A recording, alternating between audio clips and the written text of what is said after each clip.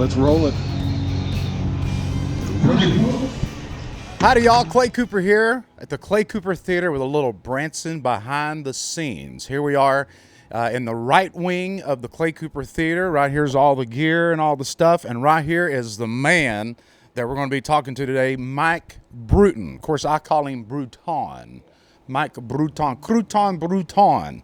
If you say it with a little, a little French or whatever that is, it makes it just sounds really nice. It makes it sound important, professional. Very professional. Mike Bruton is our stage manager, and Mike's in charge of a lot of things. He batteries up the microphones, like before each show. Mike has to get all the microphones. He sanitizes the microphones because we have several shows that use these mics, and you never know who's going to have a cold or who's going to, have the sniffles or something. So he wipes these microphones down before and after each show with alcohol, right? Yeah, like alcohol and disinfectant wipes. Disinfectant wipes and alcohol. Always have disinfectant wipes. Everything gets wiped down. Microphones, microphone stands, anything anybody would touch, door handles, you name it, it gets wiped down. Even the bat phone gets wiped down because you never know who's been using it. We never cleaned this one, ever.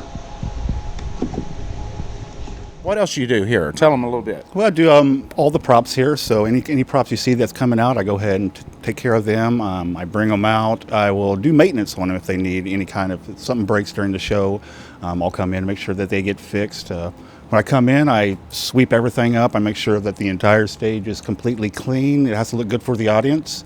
I like to walk through the entire set and make sure that I have all the cables wound up, everything's dressed up, looks nice.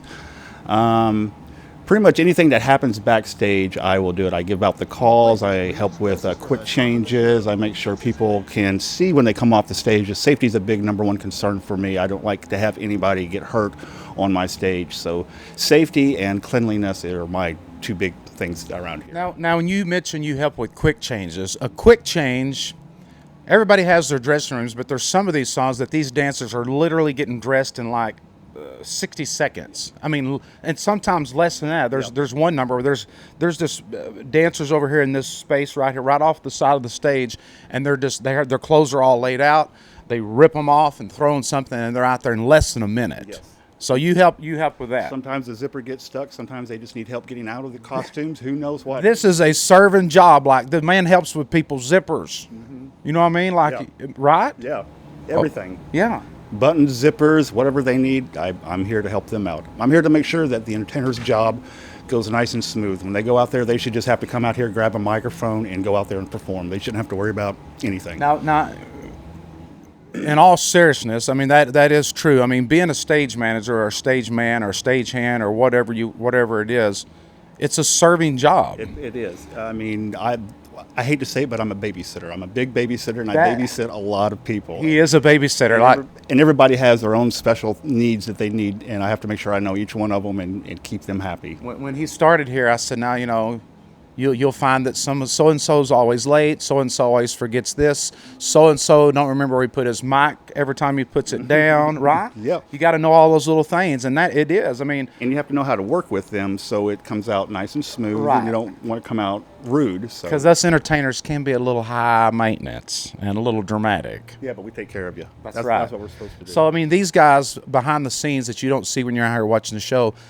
you have no idea what's going on back here and what they're doing and trying to getting curtains pulled in and curtains pulled out and making sure the haze is working and the front's calling on the phone. Hey, I go run to the other side real quick and do this, or this ain't working, or take Barry a guitar cable, or and they're doing all this work. Come on in, Catfish.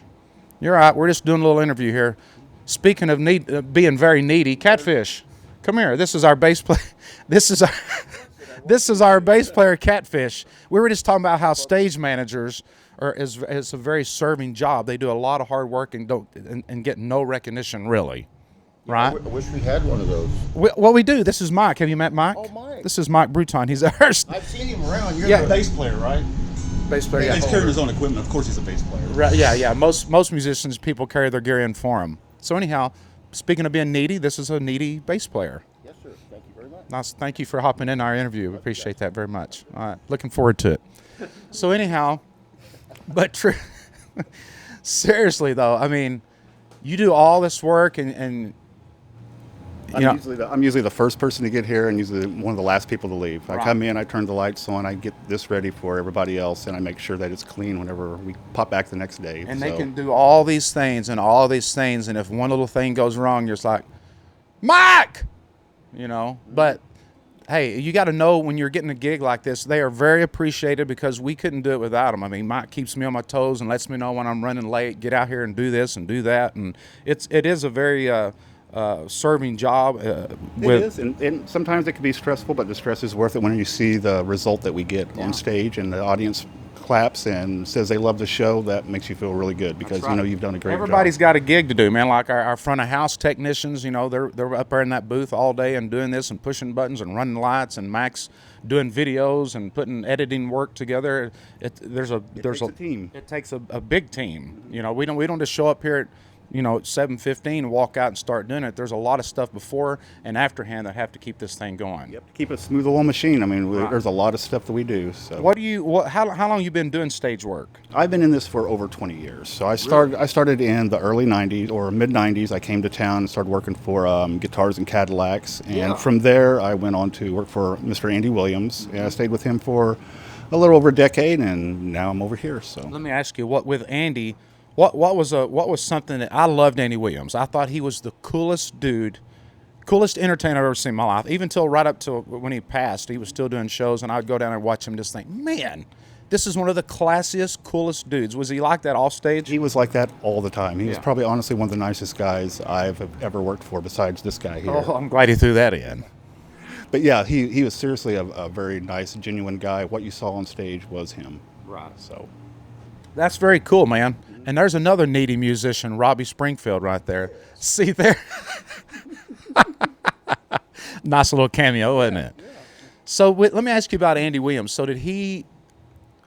I always heard that he liked to have a little glass of wine backstage. Is that true? absolutely, he had a little apartment back there, and he always had a glass of wine after work, you know, or sometimes before work. You know, but yep, always nice wine. He was always nice enough to let us, the crew, come back there and hang out with him after the show and just, you know, have a good time, talk about life, and just like I said, he was just a normal, down-to-earth guy. That's a cool thing, man. I thought he was so awesome. And you were there for how long? 10 years? Yeah, a little over 10 years. And then after when you left Andy's, or when Andy passed, where did you head then? I actually took a couple of years off because it was a job where you work 7 days a week and you don't get any time off. So after 10 years of work, I decided just to go ahead and take a year or two off and then get back into what I'm doing now. Just take a little time for myself.